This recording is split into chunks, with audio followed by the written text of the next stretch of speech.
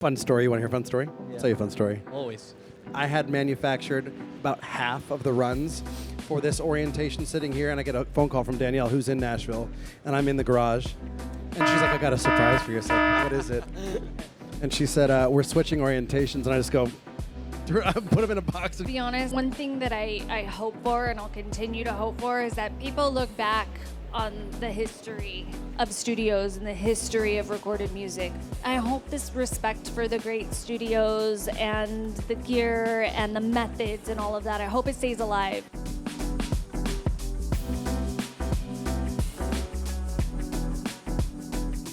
Hey everybody, welcome to another edition of our Booth Talks, actually the last one of NAMM, and I have the privilege to have you guys with us, Danielle Engen, Nick Mack. What an honor to have you here. Thanks, David. Honored to be here. Thank you, David. Well, Danielle and Nick are incredible professionals of our music industry. They are setting the bar higher. Every time I have a conversation with you guys, it's a learning experience for me too. Danielle, you manage the studio facilities of Electric Feel all over the world now.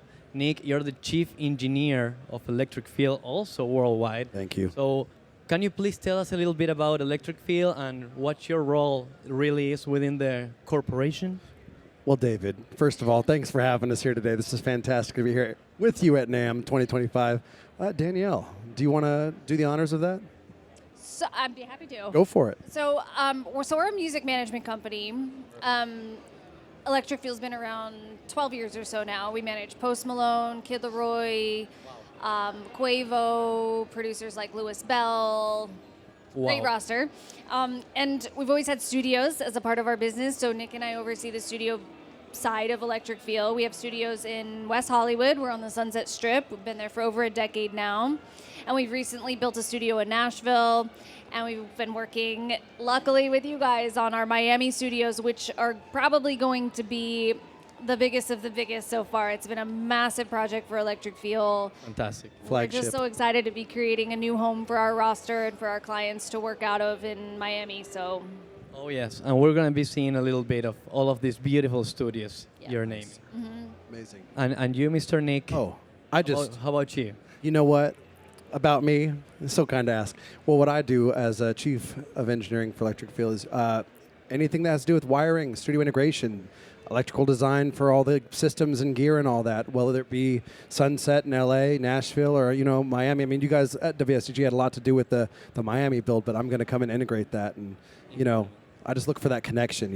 And also operating or managing the sessions? Yeah, absolutely. I'm an engineer too, so Thank you got to build your prison first, and then you live in it. So, so building the studios, operating the sessions afterwards, making sure the artists have what they need. If I'm not on the session, technical oversight, just making sure everything goes as it should, with a Fantastic. smile.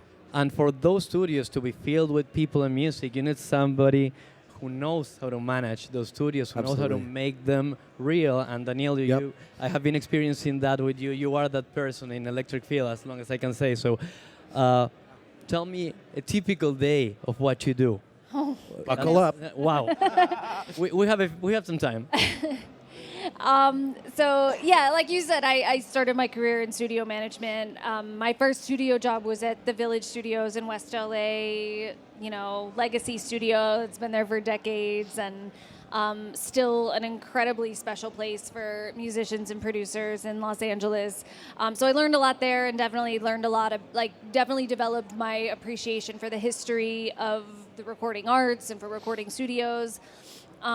Went to Sydney, Australia, managed Studios 301 in Australia for a few years. And when I came back to LA, I started working for Harvey Mason Jr., who's now head of the Recording Academy, and worked for him for a few years, oversaw his studios, his company, and then wound up at Electric Feel. And when I started at Electric Feel, it was really about, managing and operating our LA locations. We had two at the time. We just have the one now. But more recently, over the last few years, it's really become more about scaling the studio side of things and the growth in the studio division for the company. So I do like a big part of what I do now, just to answer your question, like day to day, and you know this, a lot of what I do now is oversight on the design and construction side of things. I still manage our studio staff. I hire our assistant engineers, help train them, help run the business, oversee the studio schedule, the bookings, but I have a bigger team now. And the hyper focus is really on the new facilities and all the growth that we're doing. So these days, like I'm all like the biggest part of my day is like talking to contractors, talking to subcontractors, talking to you guys. You know, A lot of conversations. yeah, exactly. Fantastic. That's incredible because since we met back in 2020, maybe 2021, right after COVID, I think, Yeah. you have completed your new LA facility, now about to complete your new Nashville facility, and we are months away from the new Miami facility. So 3 studios in about 3-4 years, that's a lot. It is. Crazy. That's Yeah. a lot. Like it pretty much takes your life to do one for 2 years. You have done 3.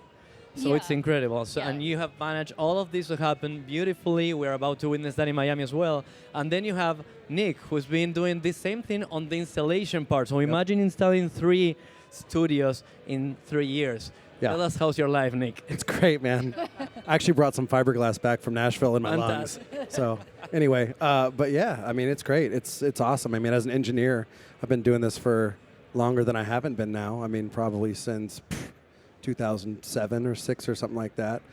I mean, it's amazing to work on projects like this, especially with people like this. You know, you guys and Danielle, of course. I mean, it's incredible. I you know? agree. The sentiment is mutual. I never thought they'd let me sit in a studio that looked like, you know what I mean? Even just like from my standpoint though, like seeing Nick's progression like over the last 5 years, like Nick when he Was I bad when we first met? No, I'm no, just no, no, no, kidding. no. Like I'm actually talking about like seeing like him engineering every single day and every single night, like all the time. Like when he first started at EF, and like I mean he's still engineering now, but he's also like manufacturing Yep. cables and soldering things in his workshop and designing these panels and.